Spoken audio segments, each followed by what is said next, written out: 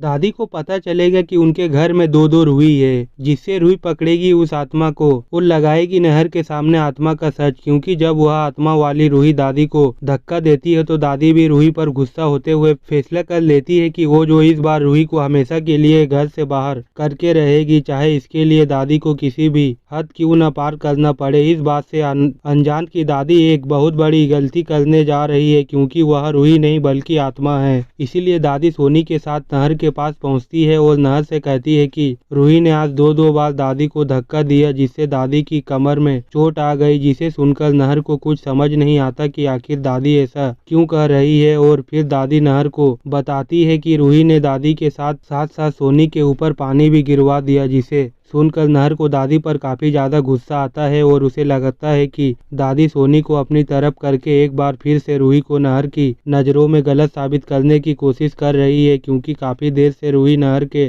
साथ उसके कमरे में थी, इसलिए नहर दादी की बोलती बंद करते हुए दादी से साफ साफ कह देता है कि आखिर दादी किस मिट्टी की बनी है रूही, जो वह बार बार रूही के खिलाफ साजिशें रचती रहती है। जिससे नहर के गुस्से के सामने दादी कुछ नहीं कह पाती और दादी को सच समझ में नहीं आता आखिर ऐसा कैसे हो सकता है, जबकि रूही तो उनके सामने खड़ी थी। जिससे दादी को लगता है कि जरूर रूही ने नहर को कोई पट्टी पढ़ा दी होगी, इसीलिए वह दादी से झूठ बोलकर रूही का साथ दे रहा है। तो वही जब दादी को असली रूही मिलती है तो वह रूही को खूब खरी खोटी सुनाती है कि उसकी हिम्मत आजकल बढ़ने लगी है, उसके नहर को भी अपनी तरफ कर लिया है, इसलिए उसे अपनी दादी की बातों पर विश्वास नहीं हो रहा है। जिससे रूही को इस सोच में पड़ जाती है कि उसकी पीठ पीछे इस घर में कुछ तो हो रहा है, जिससे पूरे घर वालों को लग रहा है कि रूही यह सब कर रही है। क्योंकि दादी का गिरना और नहर की वह परफ्यूम वाली बात एक गलत फहमी नहीं हो सकती, इसलिए रूही ठान लेती है कि वह इस राज का पता लगाए करके रहेगी। तो वही अगले दिन जब दादी देखती है कि रूही अकेली घर के काम कर रही है और उसके पास कोई नहीं है, तो दादी गैस खुली छोड़कर बाहर जाने लगती है। मगर वह रूही नहीं बल्कि आत्मा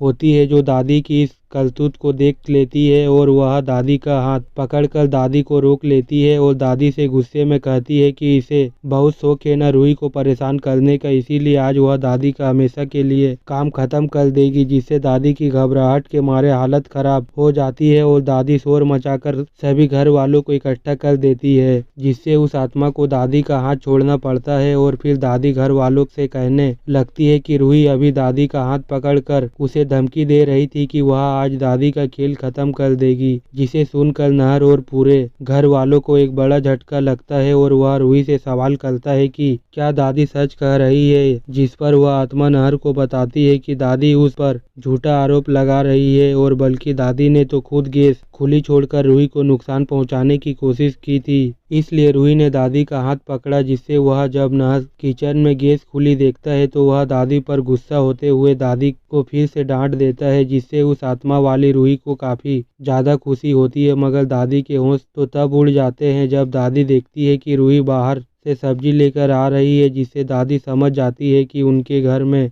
जरूर कोई भूत है, इसीलिए रूही बार बार दादी के साथ ऐसा बर्ताव कर रही है। मगर दादी उस समय अपना मुंह नहीं खोलती और वह चुप रहने में ही अपनी भलाई समझती है, क्योंकि दादी जानती है कि अभी उसकी बात पर कोई भी भरोसा नहीं करेगा। उनके घर में दो दो रूही है। लेकिन दादी को डरा हुआ देखकर जब रूही दादी की जासूसी करती है तो रूही को पता चल जाता है कि दादी ने घर में किसी भूत को देखा है, जिसने रूही की भेष में दादी को डराया है। जिससे रूही को समझ आ जाता है कि सच में कोई आत्मा रूही की भेष में यह सब कर रही है। इसीलिए रूही नहर को यह सब समझाने की कोशिश करती है कि वह गुलाब के परफ्यूम वाली रूही का एक आत्मा है। मगर जब नहर रूही की बात पर यकीन नहीं करता तो रूही एक प्लान बनाती है और वह नहर से कहती है कि वह आज सारा दिन घर के किसी काम से बाहर रहेगी। जिसके बाद रूही घर से जाने का नाटक करती है, जिससे मौके का फायदा उठाकर वो आत्मा नहर के पास आ जाती है और उसे कहती है कि वह आज नहीं कल बाहर जाएगी। जिससे सब कुछ वैसे ही होता है जैसे रूही ने सोचा था और रूही फौरन नहर के कमरे का दरवाजा खोलकर नहर के सामने खड़ी हो जाती है।